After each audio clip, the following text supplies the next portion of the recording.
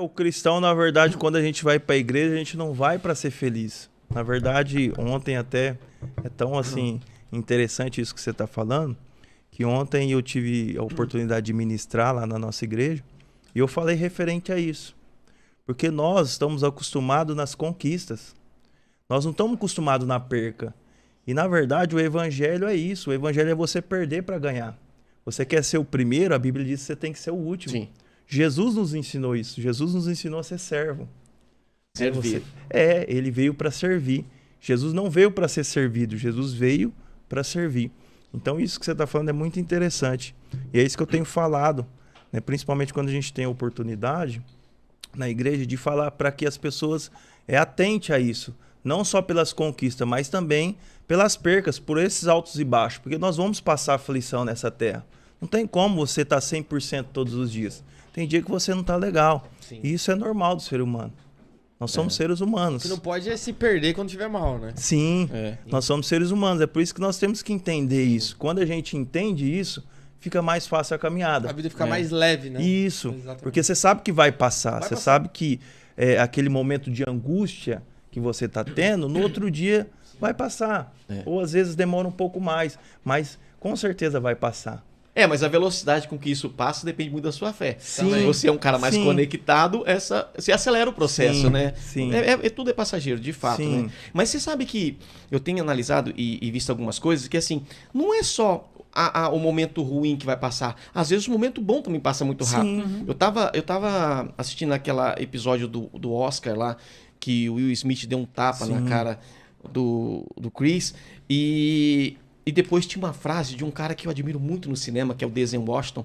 E ele falou isso pro Will Smith. Ele falou assim: toma muito cuidado quando você chega no topo, porque é o momento que o diabo mais te atenta. Exatamente. Né? A gente tem que saber que é o seguinte: nem o sucesso é para sempre, como um fracasso também não é para sempre. Existe uma linha tênue que a gente tem que preparar. Quando tá nos baixos, como você mesmo falou, Jefferson, na baixa a gente tem que... Mas quando a gente tá muito bem também, é preciso se equilibrar, bicho, porque né, o ego fica muito elevado, a gente esquece de onde a gente veio, a gente às vezes esquece de Deus, muito disso, entendeu? Que é um momento que a gente mais esquece de Deus, é isso, quando tá tudo bem, tá tudo certo, não preciso de Deus agora, né? Isso, quando tá com o dinheiro no bolso, quando tá tudo bem no casamento.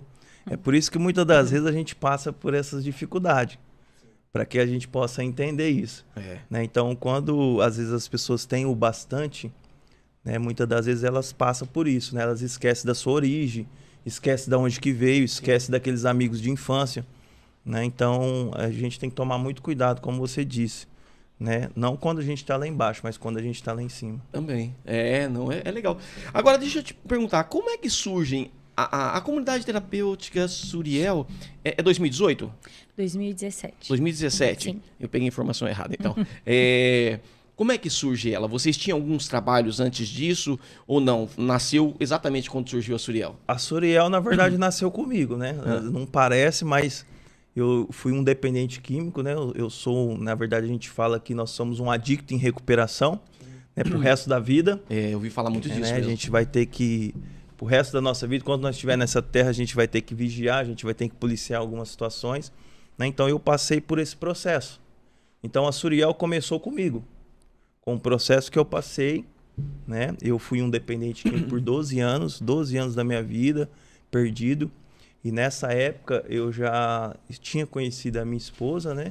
Que na época não era esposa. E ali foi um processo muito doloroso, né? Um processo de recuperação, um processo de libertação. Né? Então eu cheguei no estágio crítico. Eu já tive muito, eu já não tive nada. Eu já andei de carro bom e eu já andei de ônibus. Entendeu? Exatamente aquilo que a gente estava falando. Quando a gente chegou no ápice do topo, quando a gente poderia sair, comprar o que bem entendia, foi quando estourou o nosso casamento, foi quando ele se afundou verdadeiramente na droga, foi no topo. E foi aí que eu fui para uma comunidade que não era Suriel. Né? Eu fui para uma comunidade e nessa comunidade Deus falou comigo, cara.